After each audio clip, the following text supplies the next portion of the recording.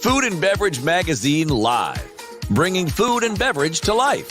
With your hosts, James Beard Award winner Jennifer English and Food and Beverage Magazine publisher Michael Politz. Featuring leaders in the hospitality, branded food and beverage, and CPG industries, many of whom are Jennifer and Michael's friends in the business. For an informal and informative conversation where friends in the business share the latest intel, ideas, and best practices. Live, juicy inside scoop from the tastemakers, newsmakers, bread bakers, drink shakers, spoon lickers, clam diggers, farms, foodies, and friends of the food and beverage magazine world. Here are your hosts, Jennifer English and Michael Politz.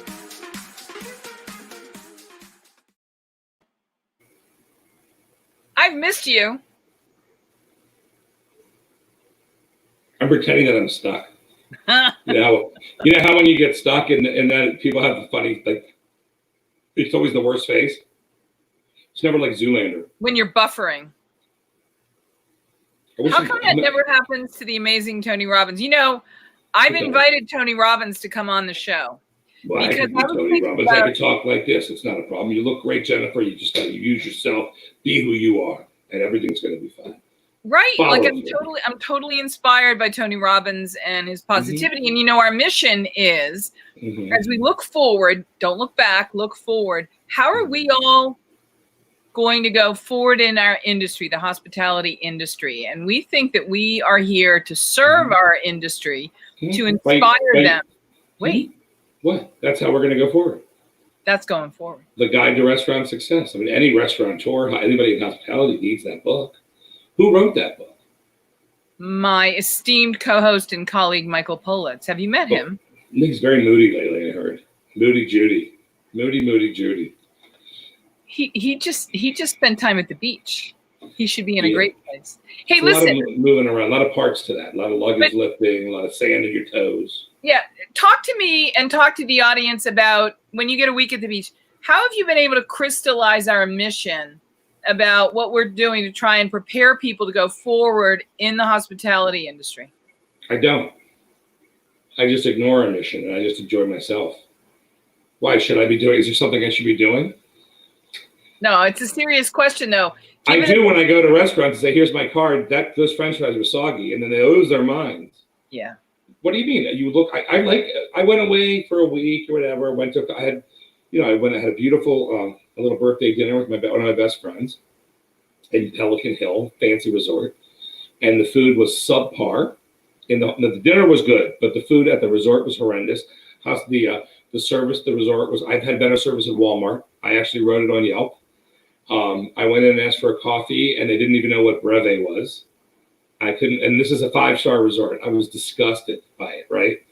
And then all the food came out packaged. I mean, it was packaged there, but it was still, you know what I mean? It just, presentation sucked, and it was very limited. If you ordered an egg burrito from the little coffee shop, it's the same one you got from the room service. I mean, it was horrible, and I just wasn't happy with it, and that was interesting, right? So I noticed that's a flaw, but flaws like that, when you charge $600 a night for a room, eventually catch up with you. Then I went down to Laguna Beach. Are you familiar with the Laguna Beach area? Very posh. I'm familiar with its poshness, but it's too posh for me. Nothing's too posh for you. You're all granolas, just like you. You can wear your Birkenstocks and not shave your armpits. It's perfect for you. And there's a place there, my favorite place. It's called the Orange Inn. Beautiful little place. It's across from a Ralph's. It's like a dumpy old building. You wouldn't even know it. Lines around the corner, and they've done better during the pandemic than they did normally. And I'll tell you why, because you get an abundance. They overabundance you, right? If you get an egg burrito, it's like this. If you with chips and with this. And if you get a muffin, it's like this. And they give you an extra one because they like you. And it's all this great stuff, but it makes the difference. And now they're doing better than everybody else. Because I'm noticing you go to this fancy place and they're limiting what you get and they're watching all their costs, and you can see how bad it was, right? Yeah. Completely different, right? So what's the outcome going to be, right? I'm going to say the Orange Inn's going to win. Now they have huge room rates at the other place, and they have huge golfing fees and all that, and it's very poshy. So I'm sure they're going to do fine, but it's a bad example to set for the industry. One of the principles that has come clear to all of us, and it's a very Tony Robbins kind of thing, is you have to deliver more value. Yes. In what you do. And I think this time has essentially made everyone in every business say, I will only survive if I deliver actual value, real value, and then increased value. I have to give better customer service. I have to give a better experience to my guests. Everything's got to be better and more valuable. I, in other words, have to become, what's my other word besides conviviality? That's my favorite word, Michael. Conviviality is one and irresistible is the other. Well, it has to be more than irresistible. It has to be, you have to walk out there feeling like, wow, I got a great deal on this. Because it's so, everybody's looking about that. It's not necessarily money, but it's just value, right? If I have to sell advertising for the Food and Beverage magazine, right? Right. And I'm always doing added value. What more can we give you? You could buy a page, you could buy some banners, you can do this great stuff. But you know what? What can I add to that to make your run with us more successful, right? And it's no different than a restaurant. What can we give to you to make your dinner and working with us more successful so you come back? Now, someone like yourself, I wouldn't want coming back because I could tell already that you would be a little bit picky. And I don't like picky diners. That was really unfair because I do the same thing you do. I go in trying to help every operator because they're doing the harder job than I have. But it comes across as picky. I get it. I know how you are. No. Picky. With that Northeastern haircut. In all fairness, I'm going to stick up for myself on this one. Usually I let you mow right over me. But, I am a professional judge. I go to national food competitions as a judge because I've got a palate the same way somebody. Well, you also have one of these. Yeah, but they didn't give that to me because I have good taste. Or good looks. Clearly. I'm just kidding. Go ahead. One of the things that became misogynistic. I am. One of the things that's really important for people to understand is that some people complain because that's their personality, or some people complain because they feel that just wasn't a good experience.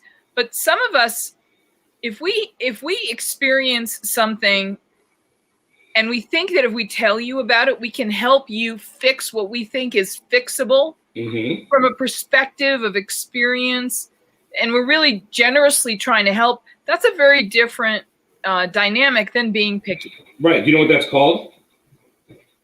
I'm afraid to ask. Don't ever be afraid. I don't know what you're alluding to. What is it called? It's called free advice. Yeah. It's called free advice. And I don't know how many, most people don't like free advice. That's why I charge for everything I do. So you're on the clock right now, lady. And what is it that you would like to talk about? What I would like to talk about. What about this? What about the latest issue of Food and Beverage magazine? I love this cover this month. This is what we needed. Tell everybody about what this represents and why this is the cover. I don't know. I didn't read it, but you can at fbmagazine.com. No, it's, first of all, Sugar Factory has been a sensation. I don't know if you've heard of it. It's in every major city. Yep. My friend and his wife started it. It's truly a sensation. Now they're coming up with something that can really work in the pandemic environment, right? Instead of having people come into it's express stuff. So they're having some really cool things. They have like different colored burgers, like really crazy stuff, like pink buns, right? Like who doesn't like pink buns? Thanks, Trisha. Do you know Trisha Cat? No, I'm just commenting because that's a great comment. I just saw it. It is a great cover. Let me tell you something weird. Let me tell you something weird about Trisha Cat. I literally was looking at a friend's mutual friends, right? And it's somebody that would never know. And somehow Trisha Kent was a mutual friend of that person. And I'm like, how is Trisha Kent a mutual friend of that person? It's weird, isn't it, how things work? Listen, today is kicking off a week of extraordinary shows. And we're going to finish the week with a bang with one of the all-time great restaurateurs and creative chefs and operators, David Burke, Chef David Burke. Also, all week long. do you mean the same David Burke that endorsed my book as you did? Yes. And as Chef Gordon did, and as food god Jonathan Chebin? Yes. Yes. That's exciting. Oh my God, look at our backstage is loading up. Our backstage is loading up. Today is an important show because we have to go someplace. What was that English you just spoke? It's just not enough to say you've got to be adaptive. You've got to survive. It's survival of the fittest. It's not only survival of the strongest or the smartest or the richest. It's survival of those who are most nimble and willing to grow and listen and flex and do all the things to be adaptive to this moment in time in business. And as our horizon has gone from 6 weeks to potentially 6 months, I know a lot of people are already, quote unquote, throwing the year away. Like that, we don't think that we're going to be back to normal, whatever that was. So today we're talking to friends in the business who have done some really adaptive, inventive, inspiring things to show us that you can take whatever your business is and adapt it to this time. And using some of the techniques and some of the practices that our guests today have done, maybe you'll be inspired, because I know one of the things, Mike, that we have been really critically inspired to do is help people respark. I love that. You know what I'm thinking? In the first place. We make your business our business. Does that sound bad? It sounds like a little gossipy? We make your business our business. So let's get a quick commercial break, then we'll run into our first guest. You're going to love her. You're going to love the commercial break. Okay. That is true. Whether you are thinking about becoming a restaurateur or you are already in the business, Michael Politz has written a must-read, the Food and Beverage Magazine's Guide to Restaurant Success. Pick up your copy today at Barnes & Noble, Amazon, Books A Million, or wherever fine books are sold. Well, look at there. Look how that works. We leave, the guest comes on. Look at there. Go ahead, Jennifer. Let's see you interview the lovely Jessie. All right. Well, we're going to take a page out of the playbook that is happening right now, but we're going to dial it back a little while. You know, the terms that we use to describe one of my favorite things is conviviality. And conviviality is when people come together to share a meal or an experience in a place, in a community. Mm-hmm. That act of conviviality happens through what can only best be described as engagement. How do I engage you as a listener? How do I engage you, Michael, as a colleague? And how do I engage all of you to be here with us with this spirit of conviviality and joy, so that the relationship of being together enhances our very being? That, in a nutshell, is where we're going to start today. And in the first interview with the CEO of Luxe Giving, the one and only Jessie Gary, who's here calling in from her headquarters of conviviality, we welcome her to the show and ask her, how are you? I am fantastic. Thank you for such a wonderful introduction. And I think it's a perfect word to describe what we're going to be conversing about, and is really the core of what Luxe Giving is about, and our human desire to connect. Like, we're not intended to just be by ourselves. And there's something special about moments where we can actually be in a space with someone, be it physically or virtually, to be heard, because that's what we ultimately are desiring: to be heard, to be loved, and to be filled.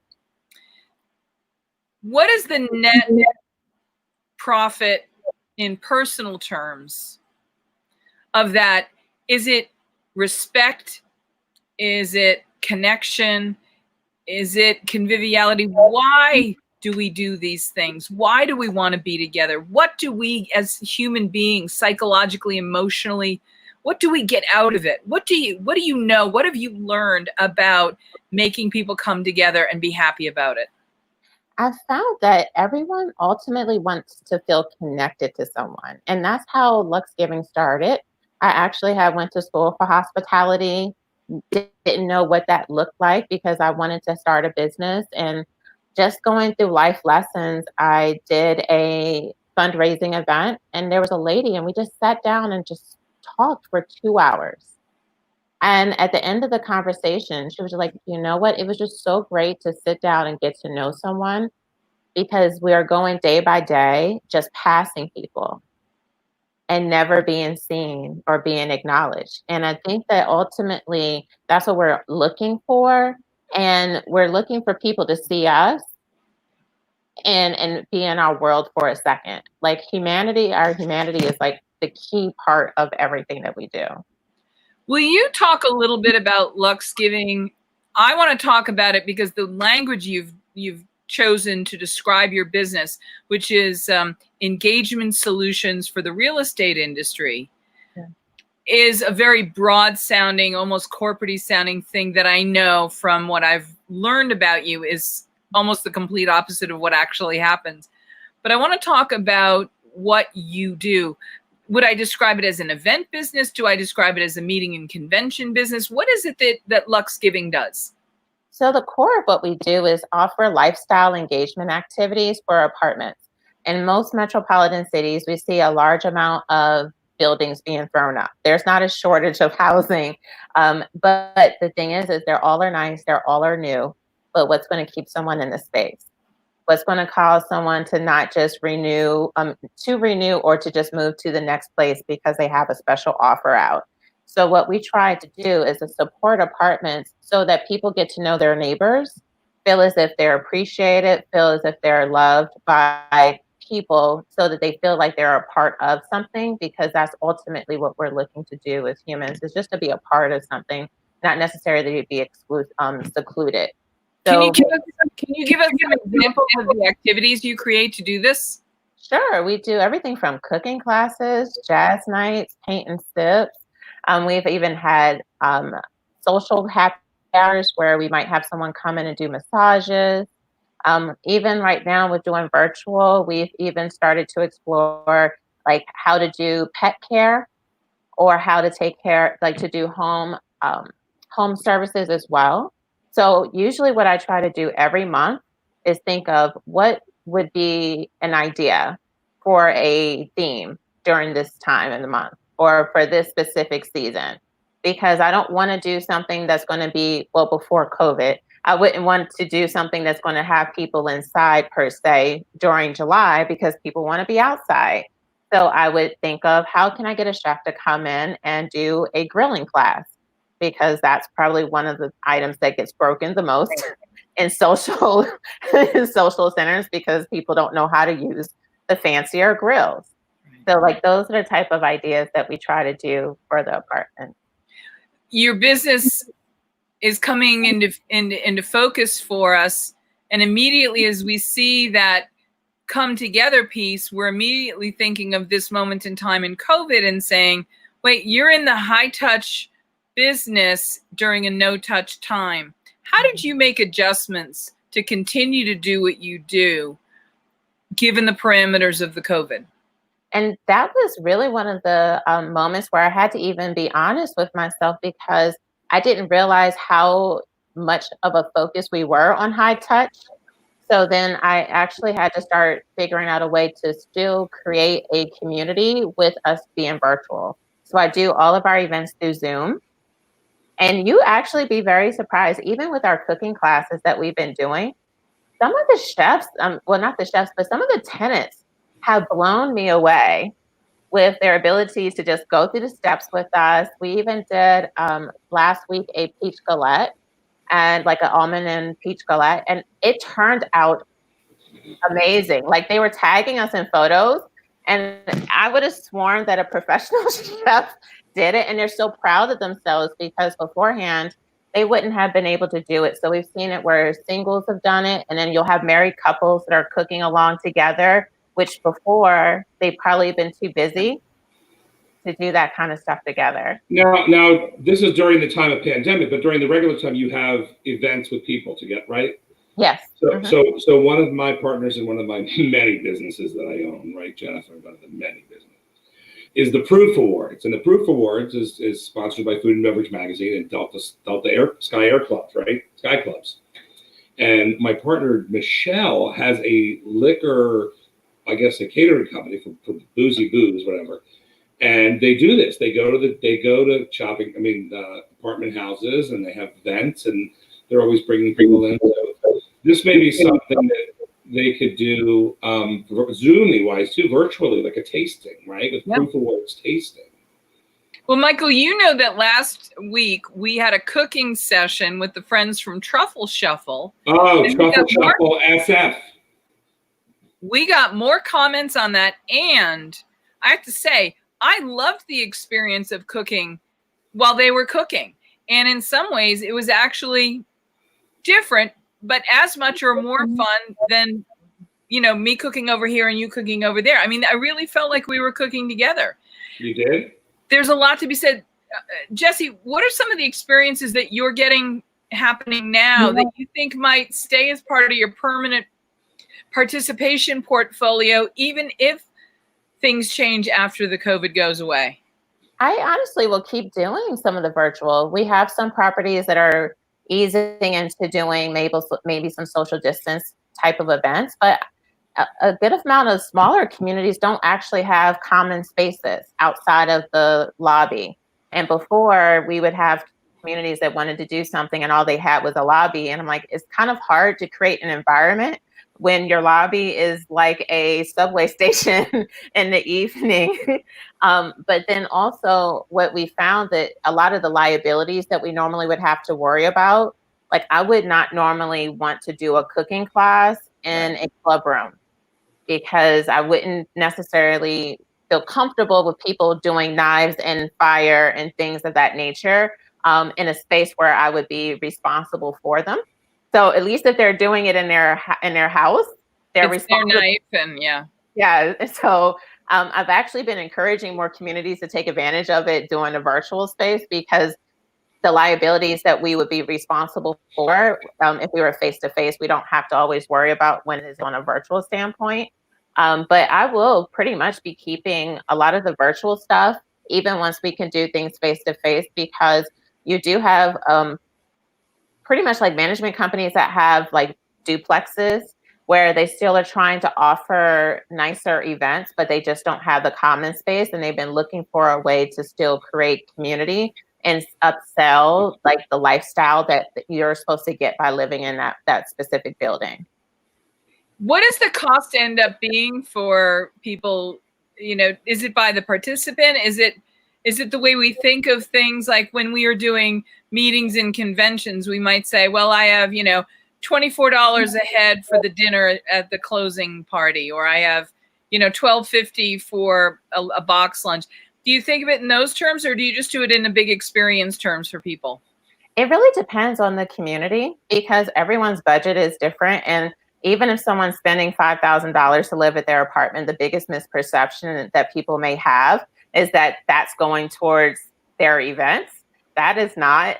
How much ever someone pays for their rent does not actually affect if they're ever going to do events. That's part of the marketing, as well as what the investors feel like they're going to add value to their lifestyle that they're providing. Back to added value, Jennifer. Do you see how that works? Back to added value. They're like, oh, I have events. I have events at this place, and we're gonna live here because of the events. And we've got to talk quickly before we run out of time with Jesse. We're out of time. It's funny you said that because we are actually out of time with Jesse. I know. Nathan wants to come on. He's bored. He can come on in 1 second because our next guest is. You're gonna love how we theme these things. But Michael, you didn't say anything about my blouse today. And I wore it very specifically for Jessie because she, like you, is a CEO of multiple companies. Jessie, talk a little bit about your other role as a CEO. Yeah, so I've always had people asking about the private events that we've done for apartments and people wanting to come, but they're only for the residents that live at those buildings. So I decided to do Green Eyed Ambition, which is a platform for my personal brand that I've been doing, where we're also being able to create lifestyle events for the public. So while everything is adjusting within the real estate market, I've been able to use some of the skills that I've acquired through Luxe Giving to start offering the same thing for the public sector. So like this week, we're doing a wine tasting, and then I have a chef that's going to be teaching people how to cook the CBD because that is becoming popular as well. It gives me the runs. I'm not going to lie, Jennifer. The CBD makes me go to the bathroom. It's like a potty time. I don't know what. I take it, and it's a potty time. See, and for me, I think it's the brave new future because I have an autoimmune condition that could be helped by this.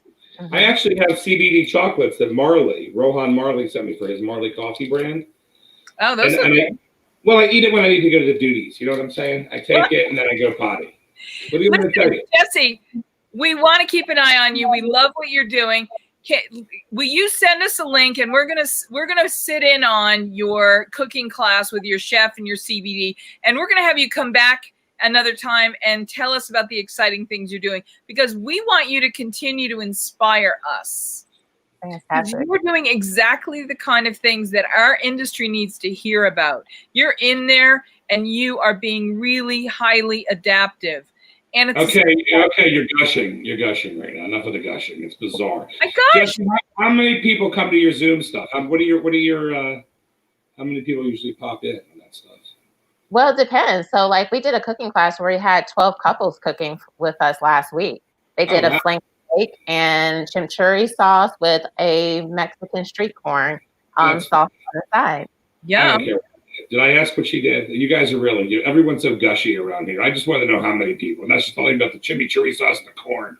And I want to know if she got her glasses, because that's all right. Leave her alone. Jesse, it's my turn for a minute. I need style tips, Michael. I need style tips. We'll do some live tasting, some whiskey or vodka or tequila or whatever tastings with the proof awards. We'll work on that together. We've got to do that. Yeah. Oh, good idea, Jennifer. So, Jennifer, who's up next? Is Jesse leaving us or staying with us? What do we have up next? Jesse, you're welcome to stick around. I want to introduce you all before you do go away. You're welcome to stay, and if you're super busy and you need to leave, you can. But we'd love you to stick around. But our next guest. What if I'm super busy and need to leave? You can do it. I know you just had one of those chocolates. You've probably got to go make a visit. I get that. Oh, a visit. That's so classy. I like the way you say that. A visit to the washroom. Visit to the washroom. So, our next guest, you know him from Las Vegas. I do. He's one of the most exciting and successful, dynamic, young food and restaurant operators in the country. Nathan Harris is a proprietor of multiple outlets who is taking this moment in time with grace and creativity and generosity, and is highly adaptive. And he's here today to talk about what it takes to continue to survive, using the word, which is our theme of the day, adaptive. Adaptation is what's going to separate us. And if you want to survive, the fact is you have to deliver more value. You have to enhance your guest's experience. You have to do all of this for your customer or your guest. And you've got to do it in a way that makes an irresistible value proposition for them. Nathan and his team do that. Everybody just fell asleep. But I didn't know. You never said adaptive was the word of the day. Yes, it is. Oh, well, now you tell me. I wish I knew. I would get a buzzer. Every time you use it, I would. So Nathan Harris joins us now from Prep and Pastry, from August Rose, from Commoner and Company, and he joins us from his Temple of Adaptation. Come on stage. Nathan, where are you? What city are you? I'm actually I'm visiting the family up in Oregon right now. Arizona's a little bit of a mess right now, so I came up here to say hi to the family, and I'm working remotely from up here for the next week. You're adapting because this is the theme. I'm adapting. Yeah. That 110 degree weather down in Tucson didn't sound too nice, so I drove up here. So I'm hanging out. I'm going to copy something that Jesse said. I really need you to follow me around, Jennifer, and introduce me all the time. I mean, be like my personal little hype woman around town. I love it. She does it to me. It's very, very embarrassing if you're standing there. Well deserved for all of you. And that's what proud mothers do. Like, look at my friends, look at my kids. You guys are amazing. Let's stop for a second and use the word adaptation in a sentence about how important adaptation as a concept and operating principle has been for you, Nathan, Nate, in the last 3 or 4 months, 6 months.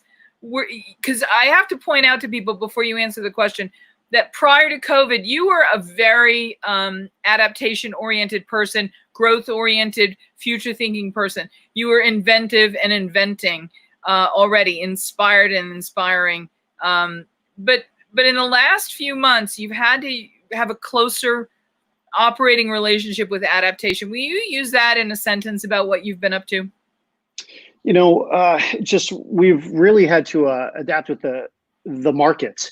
You gotta take what's thrown at you right now. You know, and to kind of play on that. As you know, one of my restaurants, Prep and Pastry, which is, I guess you can say, like the trendy higher end brunch breakfast, local breakfast house in town. It's the dominant brunch market restaurant in your market, and it clearly dominates, and it does so with style. You're very forward thinking and inventive, and it does a lot of things. So I don't want to make it sound like you're just an old-fashioned restaurant. Well, I appreciate it. No, you know, but you know, our service standards, we really brought the you know, the nighttime, I guess you can say, the nighttime service standards to the brunch world here in Arizona. And with that saying, you know, 2-minute checkbacks, you know, going over the top if someone wants something, bottles of champagne, mimosas, and not doing like the limitless, you know, mimosa, you know, brunches or anything like that. Really craft the cocktails over the top, and you know, again, none of the cheesiness of you know, having a donut on top of a Kahlua cocktail, you know, things like that. We make all of our cordials in house with teas. We smoke our own bacon, things like that. So, you know, what we had to adapt with these times, you know, speaking of the adapting, we were moving Prep and Pastry, which is known for its service standards, to fast casual. So you'll walk up, receive, you know, order your food at that what used to be the hostess stand, and get a number and go sit down, and you know, a food runner will bring out your food. We're elevating the style of fast casual with someone floating the floor, checking on the guest.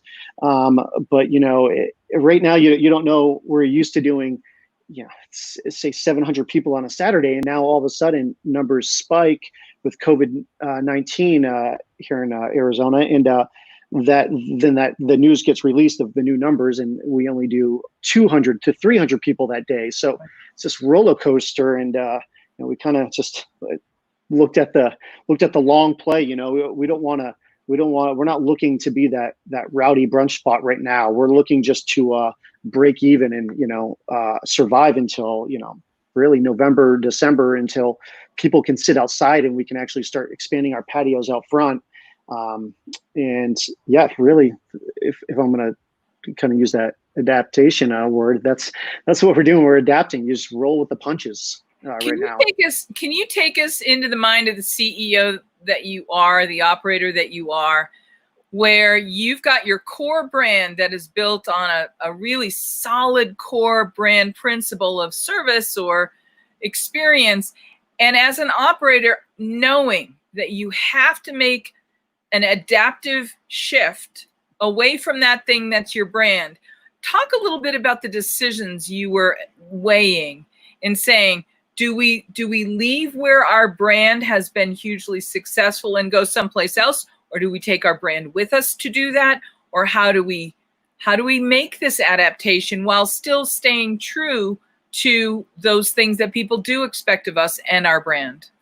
Yeah, and that's a really good question. The first thing when I sat down, as you know, I'm always running around my shops. It's hard for me to sit in an office, which, you know, being up here, I'm getting a lot more done. I talked with a lot of my team members that have been with me for a very long time. I'm not just talking about managers. I'm talking about like servers that have been with us for 5 years, you know, 7 years. And, you know, kind of seeing how they were feeling about things with the numbers. So first and foremost, we really looked at, you know, how can we keep operating, not let the staff members go because the unemployment benefits are running out, but we can still keep our core group there, still get them tips and cash flow going since we brought them back. And that was the first and foremost thing. You know, the staff's just their health and limiting their contact, I guess is what I'm trying to say. Past all that, it really just broke down to the numbers. We always want to run under 30% labor, and our management labor. I didn't want to let go managers or have them take pay cuts, because times are hard. I just don't want to decrease that. That I feel like that kind of shows how you're going to, when times get tough, how you're going to really treat them. So I kept all their pay at the same, so their percentage automatically goes up, to 14% opposed to the 8% we're normally running because of our lack of sales. And I said, how can I skim that back and make that up, because my labor is still running 20% for front of the house, back of the house, and pastry, and really the fast casual let me trim the front of the house down quite a bit. I'm estimating about five points or so. So now, just kind of thinking right off the top of my head with not having the numbers in front of me, it brings me down to 19.5–20%. Well, actually 30%, I'm sorry, total in-house, but that front of the house, back of the house pastry will be at like a 15.5, maybe 15 point, opposed to, the 20 some odd points we're running, just because the labor is so up and down. You don't know how people are going to react out there. And then past that, if we're not breaking even, how long can I lose money for a certain amount until the winter comes in Tucson, when, as winter in Tucson is when it gets really busy. People love to sit outside. It's 70 degrees in December. I mean, it's gorgeous. Right now, when it's 110, 115, no one wants to sit outside. So, how much money can we lose until then? And then what's our game plan to get back to at least even, and really play the long game, until really I have a loss or break even all the way through next season, which is the end of May. And is fast casual the kind of thing that lets you shift between to-go only and limited in-house service easier than your traditional service did? Yeah, it does, because now you're not running a reservation system. You don't have the crowds out front. You can convince someone to kind of grab their food and go fast, if they don't want to wait that now we only have about 30 to 40 minute waits on the weekends, but that's still too long in our books right now. We don't want those crowds out front. We don't want to be that company, we'll be that company again next year sometime. But right now we don't want that. And it does let you kind of pivot back and forth easier, because then you have your if someone does walk in to order, you already got POS systems up in the front door, stopping someone from entering. It'll be so much, it will be nicer. We're not looking at closing down to go only again right now. I just don't think we were in expand mode right before this. We opened in Scottsdale, we opened our own little bakery, we signed a spot for our own little coffee shop, and it was like, to roast our own coffee. And then all of a sudden this happens. So we don't have the, normally I'd like to save, certain amount of money in the bank account. Right now, we can't sustain another full shutdown, drop 80% in sales again, because what we're learning is breakfast is not to-go friendly. Our dinner spot, our American cuisine spot's easy. We run, we borrow some wood fire pizza ovens and we cook some pizzas out there. We're having fun, barbecue nights, like every types of different things, just to kind of reflect off of what Jesse's doing, which is genius. We did live cooking classes with our chef where you came and picked up the bag of groceries and followed along with our chef and things like that. So we can get creative up there. But for a breakfast restaurant, there's really, other than doing like cookie building kits for your kids and how much more creative can you get? That gets old pretty fast. Well, what are you going to fill your donut with? Listen, you've been really generous with your time. Before we let you go, we're going to bring Jesse back, but I'm going to ask you both this question. Nate, I'm going to start with you. In your practical experience, for other operators that are watching, for people that are in this considering a shift to fast casual, what are one or two key things that you've learned about the shift to fast casual, which is not your normal vernacular, your operating vernacular? what are one or two things that you've learned that can help other operators that are listening today go through that kind of adaptive shift? So you're asking like, what did I learn just switching it from sit down to fast casual? Yeah, there are one or two tips or things that you picked up, learned, were there things that happened in that shift that you think, oh yeah, and if you're going to do this is what I'd really suggest. What piece of advice, what key learning do you have to share with other operators who might be trying something like this? One thing I actually learned that I actually got from one of our neighbors. He has, Sauce Pizza Wine restaurant.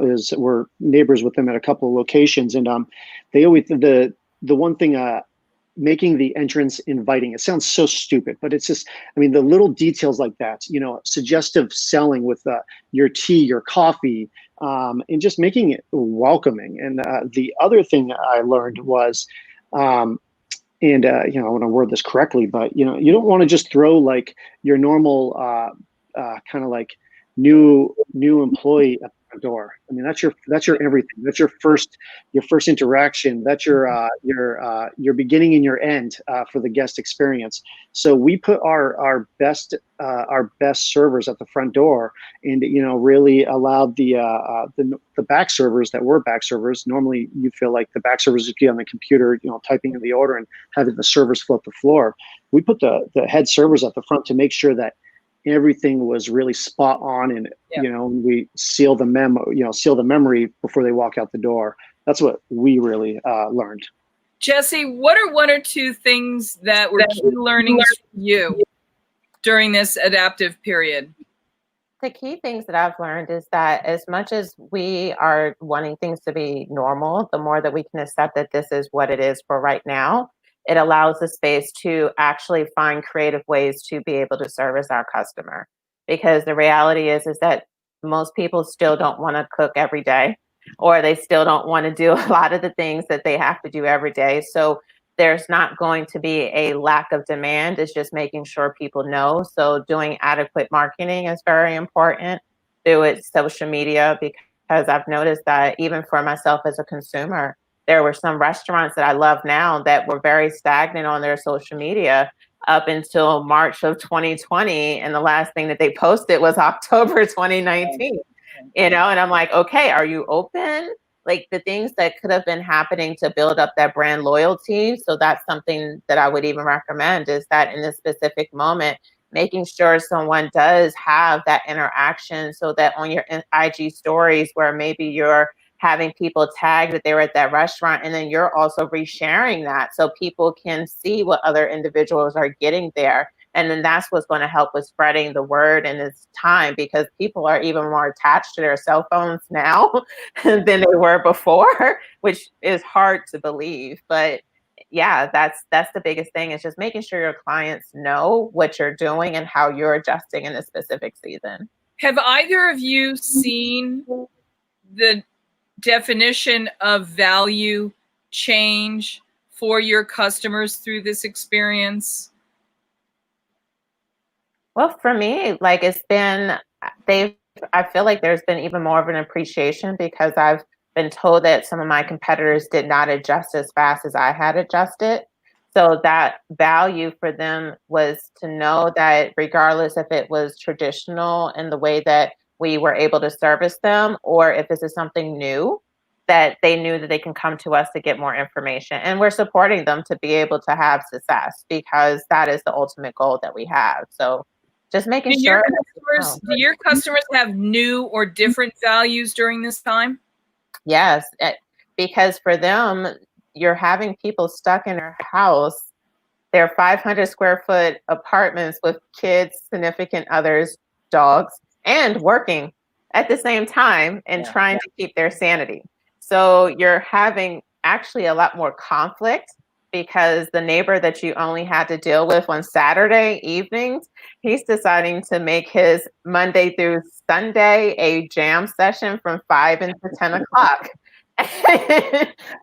So they're having to do a lot of navigation around personalities and keeping people happy, and so that there's not a lot of conflict, because there's been a lot more conflict occurring in these communities because people are home.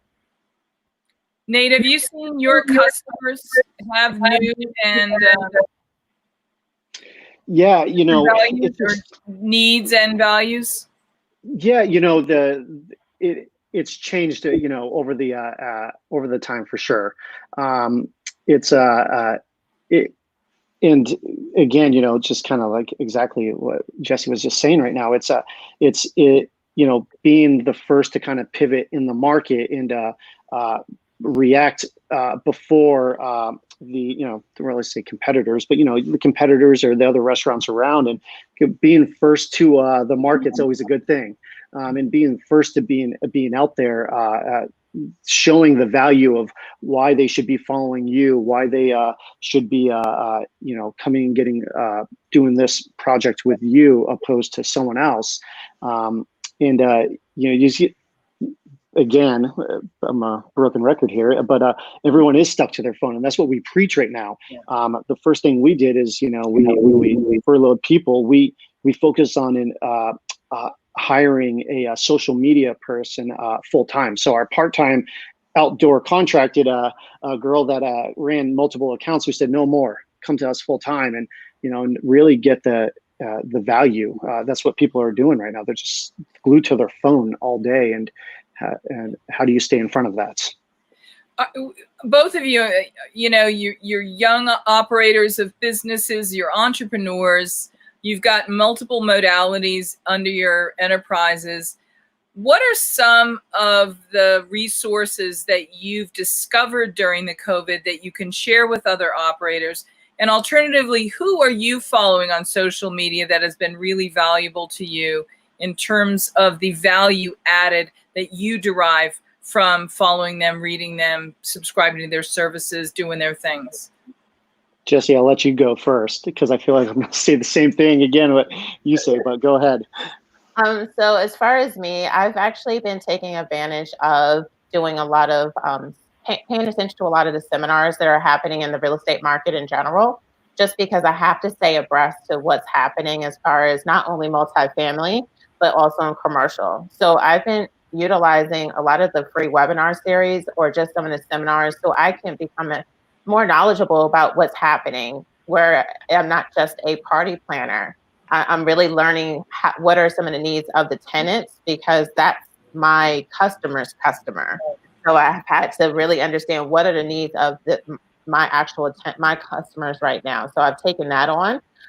So following that, and then also because we're on a virtual platform now, I get a chance to find some amazing businesses throughout the United States now to help with hosting these virtual events. So I would say majority of my vendors now are not just in the area that we service, because I can actually have someone that teaches a great neon sign class in Austin, Texas, and have her teach it for a group that's in Seattle, Washington. So it's been awesome for me in this space. I've been able to expand my territory because the playing field has been pretty even. So I'm always looking for different chefs, different businesses, because right now people are needing to be pretty much entertained.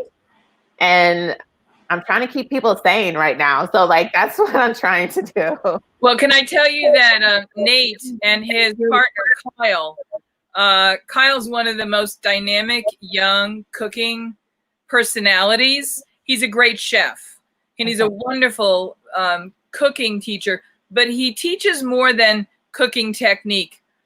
He's really Food Network caliber, and you two need to know each other, because we need to make sure that everybody that's living in these apartment buildings needs a little taste of Kyle.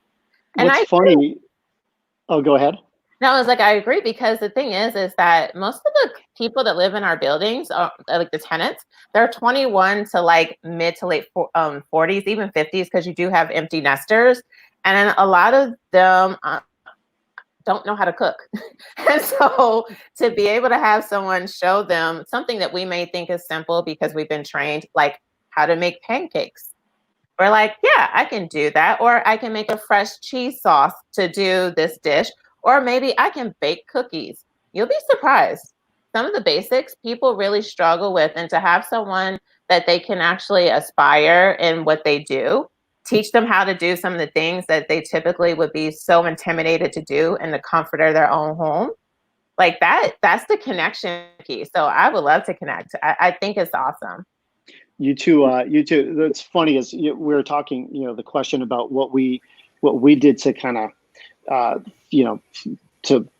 move forward through this times is we stalked people that owned companies just like Jesse's. We're saying, what are the event coordinators doing? Because we're not going to be able to have people inside.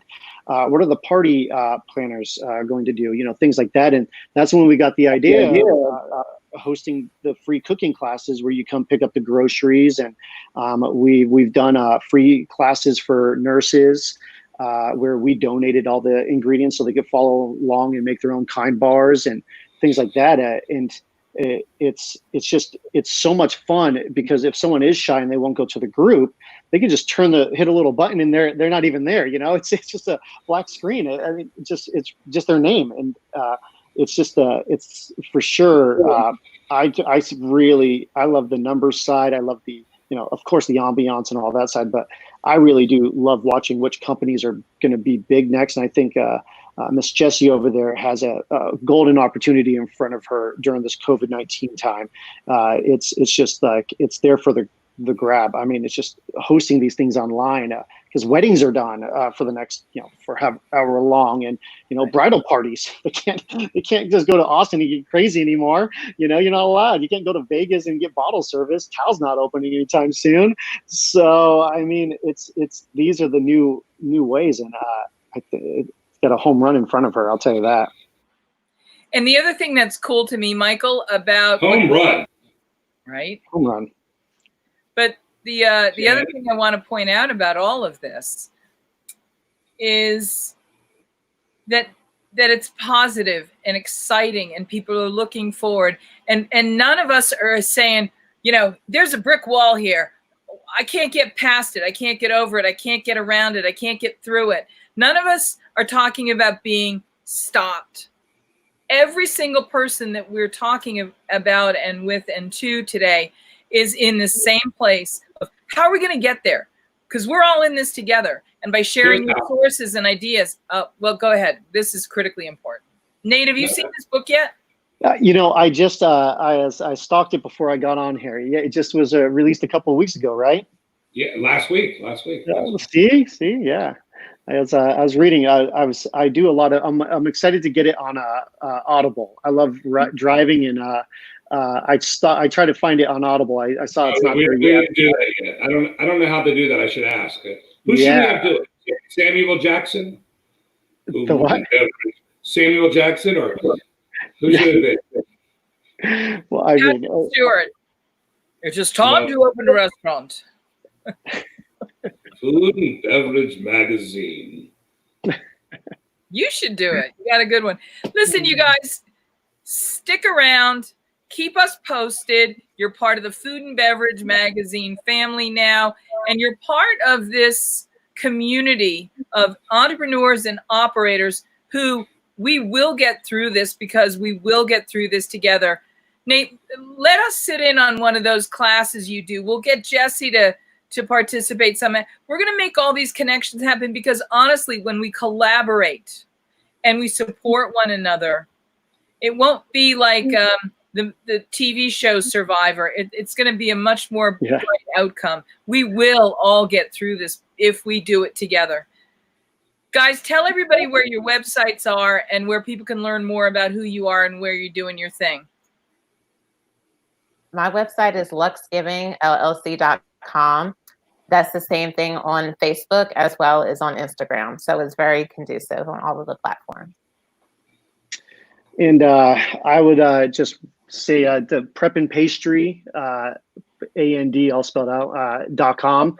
And you can link to all the other restaurants via there. And by the way, Jessie, you don't know this, but Nathan and Kyle are the pancake kings of the Northern Hemisphere. Yeah, well, they're pretty good. I like the French toast better because I created those, and then Kyle came as a partner and blew all my items away, and I only have like 3 items left on the menu from when I was chef.